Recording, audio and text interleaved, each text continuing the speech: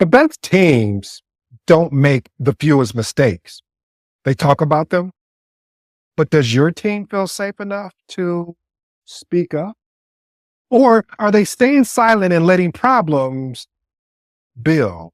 Honestly, family, most project failures have nothing to do with deadline, scope, or even budgets.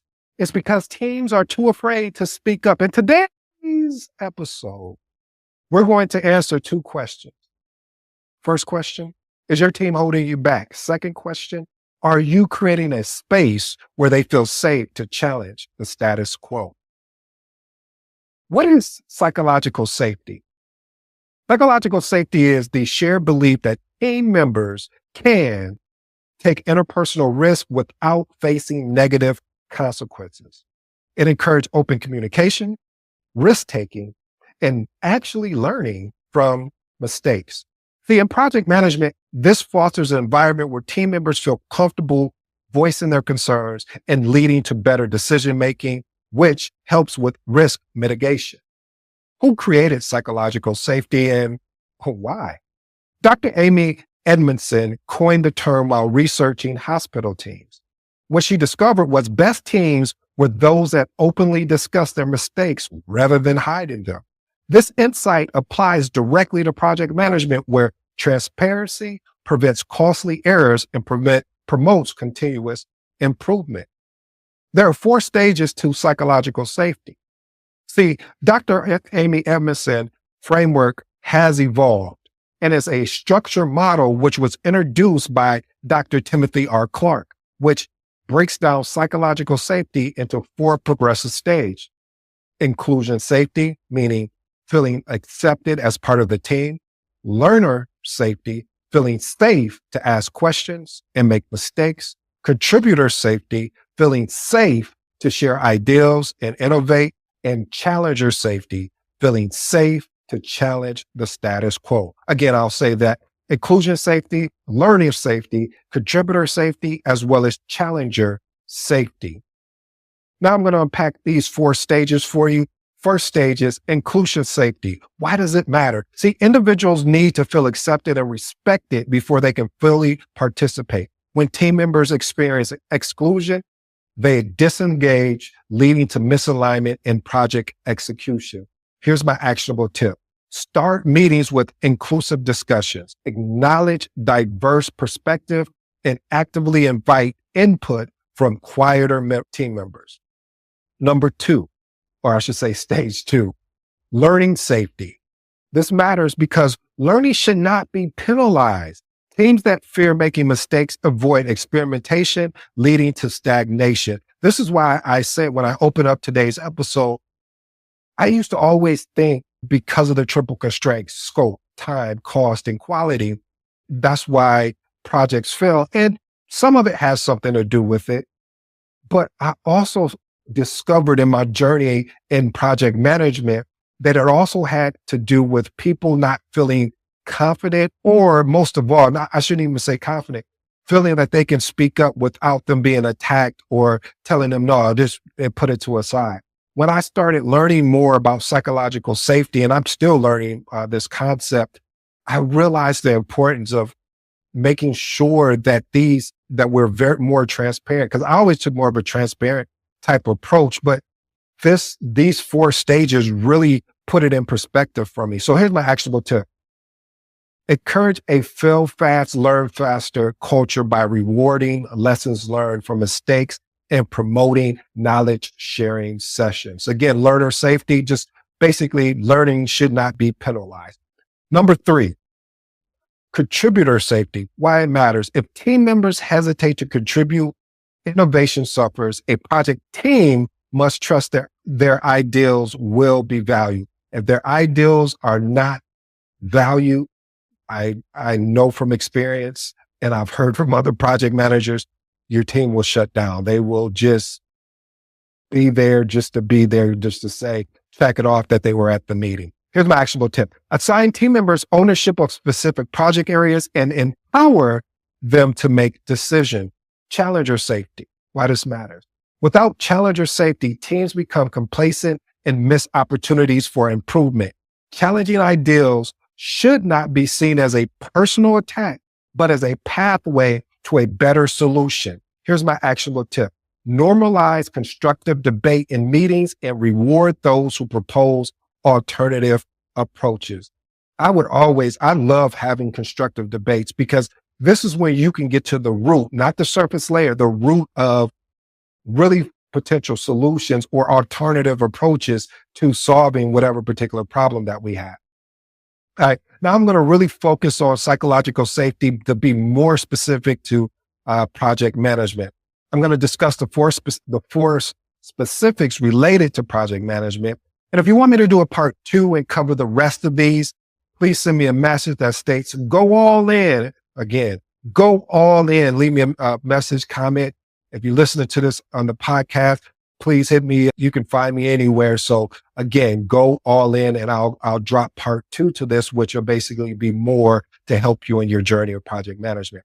All right. The link between psychological safety and Agile. Agile thrives on continuous feedback and adaptability. Without psychological safety, Agile teams fail. This is why I've started mixing more at the Agile mindset in my predictive projects, because again, the more transparent we are, the more adaptable we are, it really helps the team long term. Here's my actionable tip. Ensure Scrum retrospectives are blame free. Again, I'm going to repeat that because I've been in retrospectives where it wasn't blame free. It was, you did this, instead of really making it blame free and using the start, stop, continue method so we can encourage truly open discussion. All right. The role of psychological safety and stakeholder communication.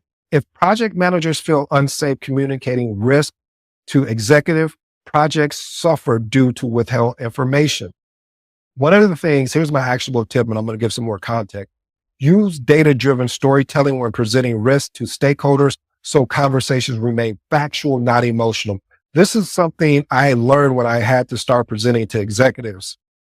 The importance of providing data and facts, not emotions. In a court of law, if you ever been in a court or watched it on TV, one of the things that they will say is when they started talking more emotional and when I say emotional, not sticking to the facts, giving everything outside the context of the facts. The opposite side will say that's hearsay. And hearsay is saying that, hey, where are the facts to support that particular statement? So this is something I learned. Again, family, thinking outside the box. I started watching a lot of court. I'm fascinated with the whole, maybe one day I'll be a lawyer. I don't know. But I was just so fascinated with that because having the ability to really stick to the facts. What are the facts? Not what the hearsay information is, not something that we're making up and we can't tie a data-driven point to it. So it's important that we stick to the facts especially when you're having these conversations with executives, because they're going to ask you questions. And if it's not fact-driven and it's more emotional-driven, and again, clarifying emotional, meaning that it has no ties to the actual fact. What is actually going on? Not something that is all over the place. Okay, I drained that point too long. How psychological safety impacts decision-making. Teams with low psychological safety engage in groupthink, making poor decisions because they fear other people's opinion. This is one of the things when you make the jump into project management, having the ability to break up this group thinking, and you will be able to notice it. I'm telling you, as you continue to engage in more and more projects, you can see who's trying to dominate. And then once you figure that out, and then you figure out who's aligning with it, knowing that once you have a one-on-one, and the only way you'll find this out if you have a one-on-one conversation with them, because they won't do it in the group. But you have to make them feel comfortable to do it in the group so we can disrupt that group thinking, because group thinking does nothing collectively for the team. We might as well be operating in silos, and that's what it is. So here's my actionable tip. Assign someone the role in the meeting to encourage alternative viewpoints. I love doing this. I'll have somebody that has a viewpoint and I'll make a decision on someone to have an alternative viewpoint. Now, it looks like I'm the bad guy, which I'll accept that temporarily because I know this is going to help the team and that this person to have a viewpoint.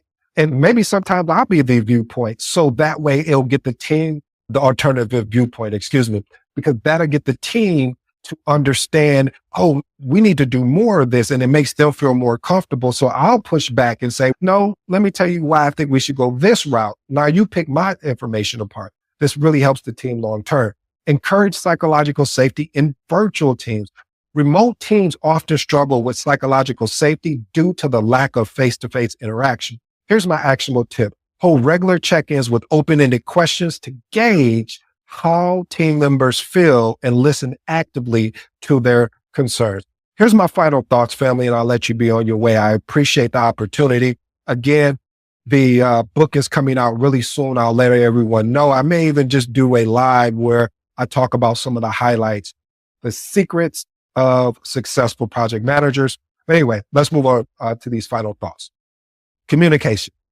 Psychological safety does not mean avoiding difficult conversations. A lot of times people confuse psychological safety with having those, there's a book called Crucial Conversations, of having those difficult conversations. It's imperative. As a matter of fact, it's important that you have them. But it also means ensuring people can engage in honest dialogue without fear of being attacked, fear of being misunderstood. So it's up to the individual, to both individuals that are having that conversation, and whoever's giving the feedback, to the person that is receiving the feedback, to have an opportunity to ask questions to understand, what did you mean by that? Because this is what I'm understanding. And that's a good role-playing scenario where somebody says something to you or giving you feedback, and then you say, hey, this is what I'm interpreting, what I believe you're saying, instead of internalizing that. And they may not even said that or meant that. So that's one of the biggest takeaways there. Learning from mistakes. High-performing teams do not avoid mistakes. They adapt and they learn from them together. Start at the top. Psychological safety must be from a top-down initiative, meaning leaders must set example. And again, family, those 4 stages of psychological safeties are inclusion safety, meaning feeling accepted as part of the team. Learn safety, feeling safe to ask questions and make mistakes. Contributor safety, feeling safe to share ideas and innovate.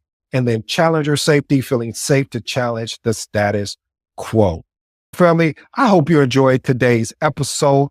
I go by the name of ED. For all you smart and intelligent folks out there, hey, that just simply means it. Until next time.